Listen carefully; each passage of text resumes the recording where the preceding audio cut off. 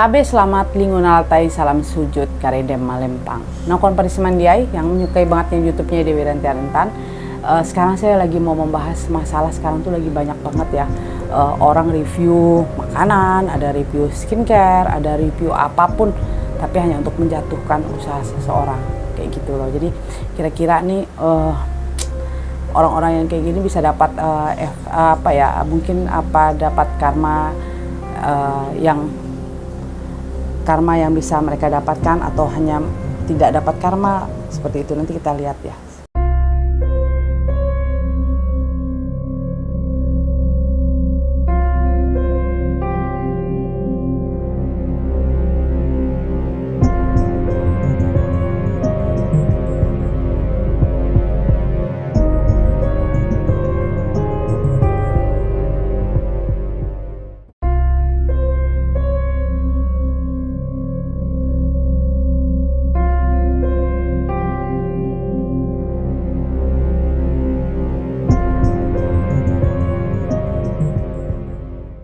Tahun 2025 ini kira-kira siapa sih yang menjanjikan selain skincare kalau booming juga hari ini ya?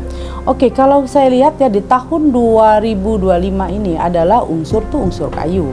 Tahun ini adalah tahun ular kayu. Jadi yang sebenarnya lagi bagus untuk tahun ini sebenarnya bisnis-bisnis apa ya? Bisnis makanan, bisnis jasa, seperti itu. Bisnis jasa itu seperti apa? Seperti notaris, lawyer, setelah itu pengiriman barang, kayak gitu-gitu loh. Pengurusan ekspor impor itu seperti itu tuh.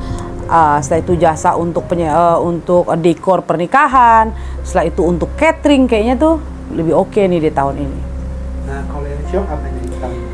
Yang ciong kayaknya orang kayak bisnis air ya, kayak kopi, minuman, kayak gitu tuh akan turun dia, bisnis dia akan mulai turun seperti itu. Tapi kalau orang yang bisnis untuk bahan makanan, bahan kue atau apapun, kayaknya tahun ini akan membaik nih.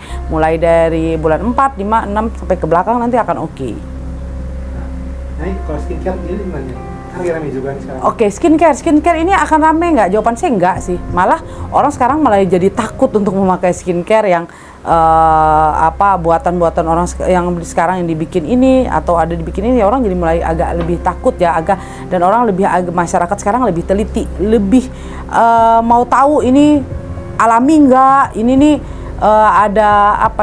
takut ada merkurinya kah, takut ada apanya. Jadi sekarang tuh masyarakat itu saya lihat lebih banyak agak lebih teliti, dan mereka mungkin berpikir udah deh saya mau pakai produk-produk yang kayak zaman dulu, produk-produk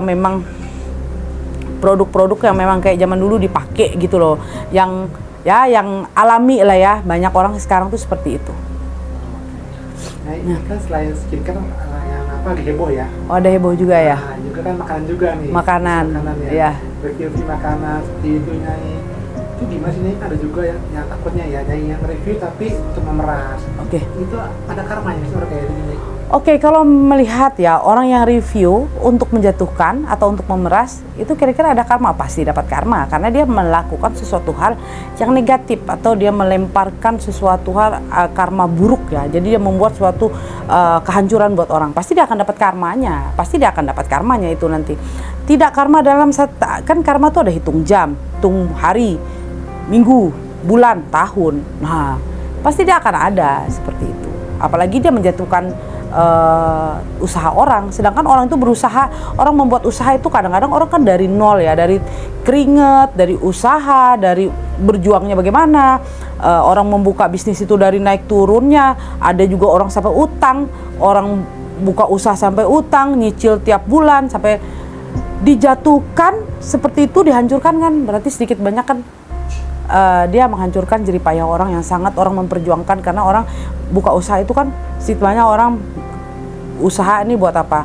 Buat kehidupan. Orang ngasih makan anak ke istrinya, dia memberi makan untuk keluarganya, memberi makan hidup karyawan-karyawannya, anak istri karyawannya. Kan seperti itu. Dihancurkan begitu aja kan, berarti kita menghancurkan kata orang itu piring nasi orang lah ya, seperti itu. Nah, biasanya orang kayak gitu karmanya cepat atau lambat sih? Oke, biasanya sih cepat. Biasanya tuh cepat, karena kan kita kan nggak tahu ya, orang yang berusaha, orang yang punya bisnis, dia berjuang dari nol, dari payah, dia sampai utang, setelah itu usahanya tuh naik turun.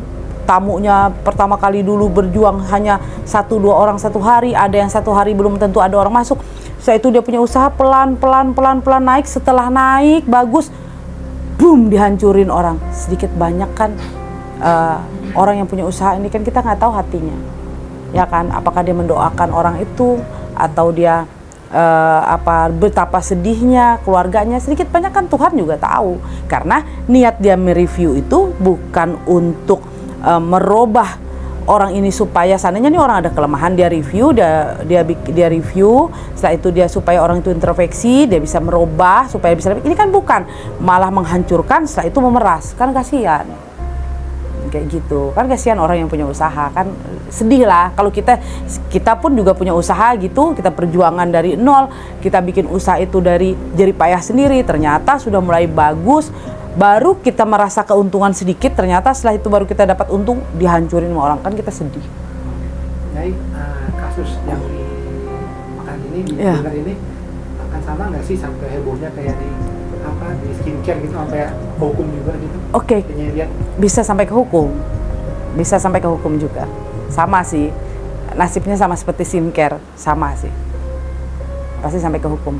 Jadi mungkin ya untuk ada sarannya ya, saran saya untuk tahun ini sih sebenarnya bisnis makanan tuh lebih bagus, mulai membaik dari yang orang yang dari tahun 2000, waktu zaman tahun 2020 2021 kan orang usaha tuh lagi pada down, lagi pada hancur.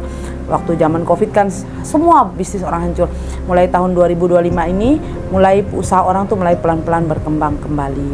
Jadi saran saya, kalau memang ada kekurangan dari kita usaha, ya kita mulai introspeksi supaya usaha kita bisa lebih bagus ke depan, bisa lebih oke lagi. Tapi saran saya juga bagi orang yang mereview, bolehlah kalian mereview, tapi jangan menjatuhkan produk orang. Kasihan, karena mereka yang berusaha itu kan kita kan tidak tahu jerih payah mereka membuka usaha itu dari awal itu bagaimana.